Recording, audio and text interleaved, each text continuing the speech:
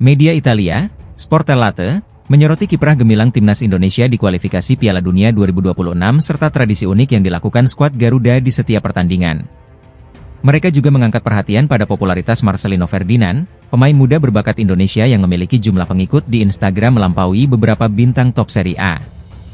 Dalam artikel berjudul, Mimpi Indonesia ke Piala Dunia, yang dirilis pada 27 November 2024, Sportellate membahas peluang Indonesia untuk lolos ke putaran final Piala Dunia 2026.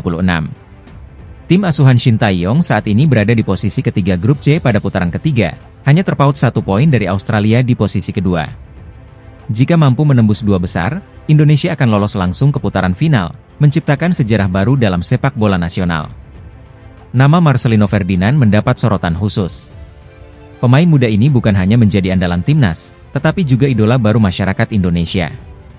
Dengan jumlah pengikut mencapai 4,6 juta di Instagram, Marcelino mengungguli beberapa nama besar Serie A, seperti Vichak Kvaratskhelia, 3,6 juta, Marcus Thuram, 1,9 juta, dan Dusan Vlahovic, 2,4 juta.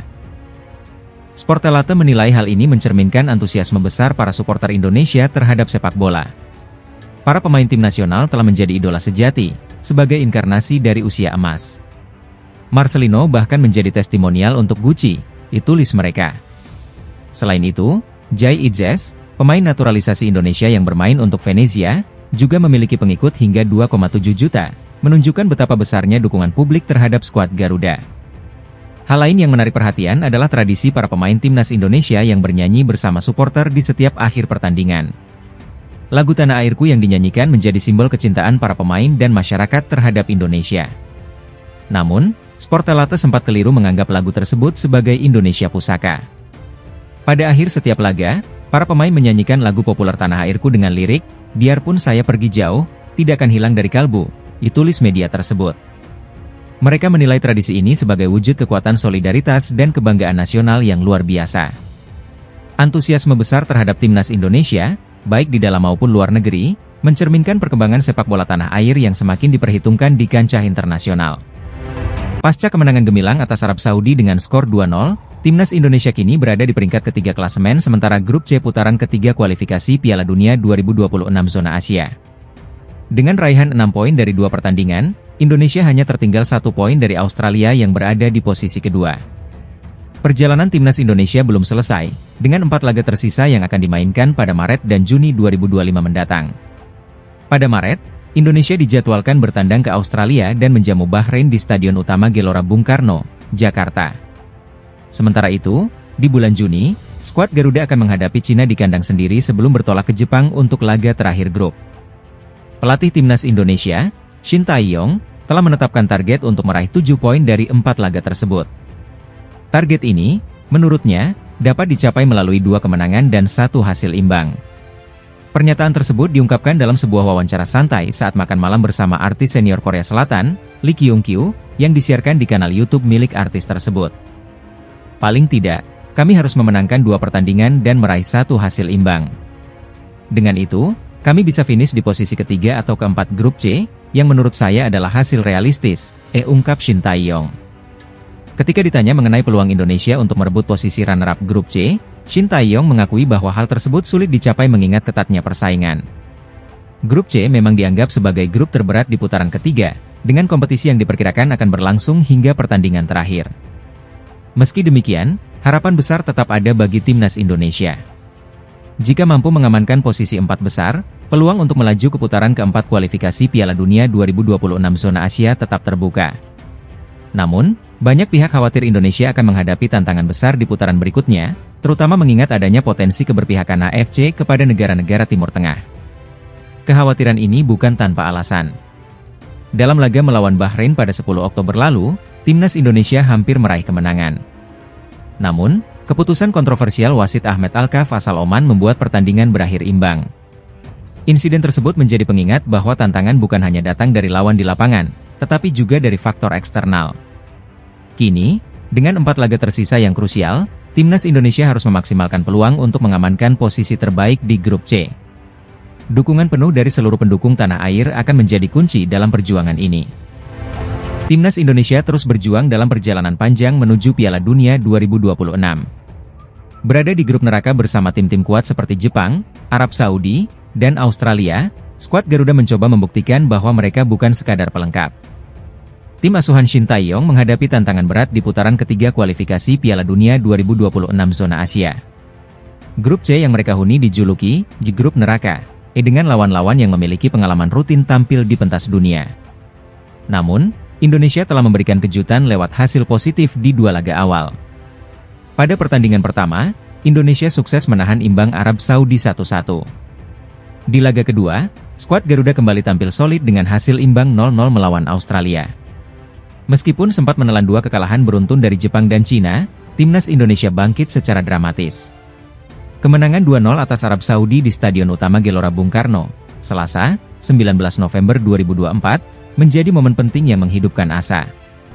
Performa impresif ini tidak hanya membawa optimisme bagi supporter, tetapi juga perhatian dari berbagai pihak, termasuk Coach Justin atau Justinus Laksana.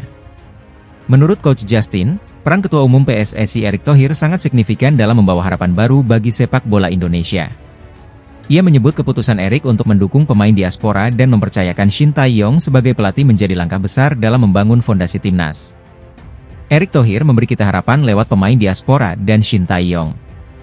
Kita mungkin belum tahu apakah bisa lolos kali ini, tapi setidaknya ada harapan, ujar Coach Justin. Namun, ia juga menilai peluang Indonesia untuk lolos ke Piala Dunia 2026 perlu dilihat secara realistis.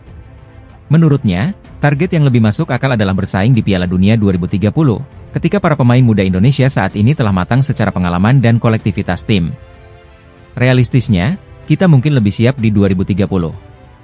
Dalam 4 hingga 5 tahun ke depan, para pemain muda akan lebih matang dan jam terbang mereka bertambah. Tapi sekarang, kita tetap punya peluang meski tidak mudah, tambahnya. Dengan sisa pertandingan melawan Jepang dan Australia, perjuangan timnas Indonesia masih panjang. Namun, hasil melawan Arab Saudi menunjukkan bahwa skuad Garuda mampu memberikan kejutan. Target untuk meraih posisi ketiga di grup, yang membuka peluang ke babak playoff, kini menjadi harapan realistis. Di bawah asuhan Shin Tae-yong, timnas Indonesia terus menunjukkan perkembangan signifikan. Bukan hanya dari segi taktik, tetapi juga mentalitas para pemain yang kini semakin kuat. Transformasi besar terlihat di timnas Indonesia sejak kedatangan Shin Tae-yong. Pelatih asal Korea Selatan ini membawa pendekatan baru yang menitik beratkan pada peningkatan kualitas permainan sekaligus membangun mental baja bagi para pemain. Pada awal masa kepelatihannya, Shin mengungkapkan bahwa para pemain sering kehilangan semangat ketika menghadapi lawan yang lebih kuat.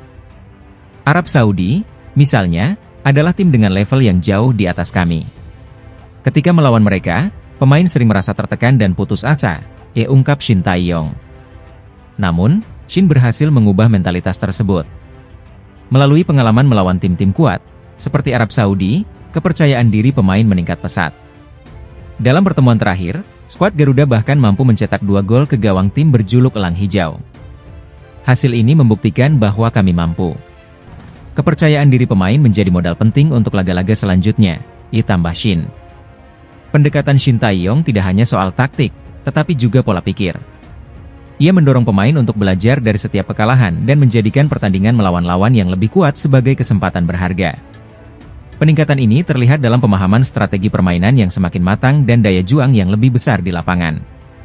Menghadapi lawan kelas dunia adalah pelajaran penting tentang fokus, kerja keras, dan tidak mudah menyerah, jelas Shin. Kepercayaan diri yang meningkat di antara pemain timnas Indonesia memberikan harapan baru bagi sepak bola tanah air.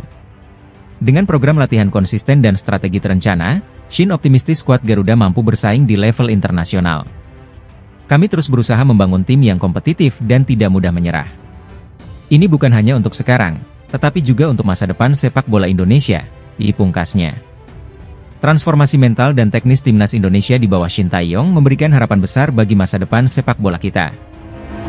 FIFA akan segera merilis peringkat terbaru negara-negara anggotanya pada 28 November 2024. Kabar baik datang untuk timnas Indonesia yang dipastikan mengalami lonjakan signifikan setelah kemenangan bersejarah melawan Arab Saudi di kualifikasi Piala Dunia 2026. Pada pembaruan terakhir peringkat FIFA yang diumumkan 24 Oktober 2024,